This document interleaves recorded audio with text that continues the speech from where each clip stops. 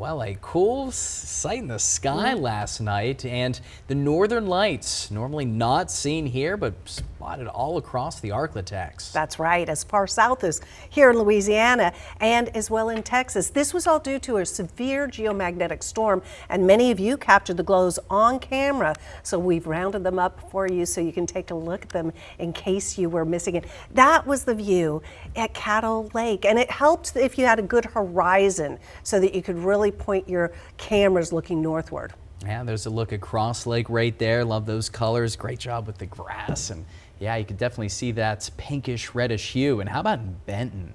Wow. Imagine being on a kayak out on the lake seeing that. Yeah. Wow. Fantastic. Now, they didn't dance around like you sometimes see in Iceland or something, but even in Princeton, look at that beautiful view. And of course, people enjoying it from all over the Arklatex. Look at that one. I think that's really neat. I took that right up the road.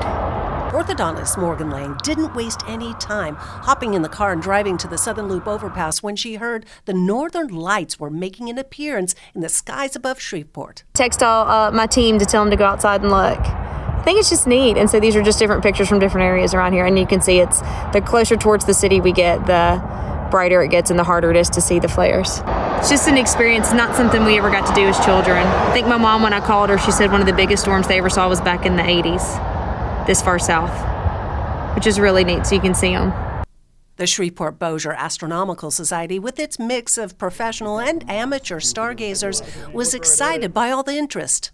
It only happens when an unusually powerful solar storm hits the Earth and interacts with our atmosphere. The red color you saw tonight was due to the charged particles of the sun interacting with oxygen in our upper atmosphere, about 120 kilometers up.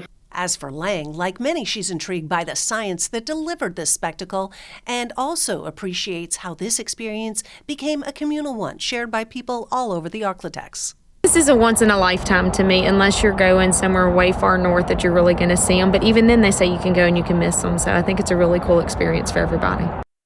And your midday co-anchor, Courtney, she caught some from Houghton, so we'll be seeing hers a little bit later this morning. And of course, we'd still love to see your pics. And if you took some last night, share them on our Facebook page or send them to pics@ktbs.com. That is pretty cool. Wish I had a chance to see it. Yeah. You know, I'm going to keep Working an eye on our the skies. shift, you do tend to sleep through things like that. For sure. But we have gotten some great pictures, so keep them coming. I want to know if we're going to be able to see it later tonight. We need some clear skies for that.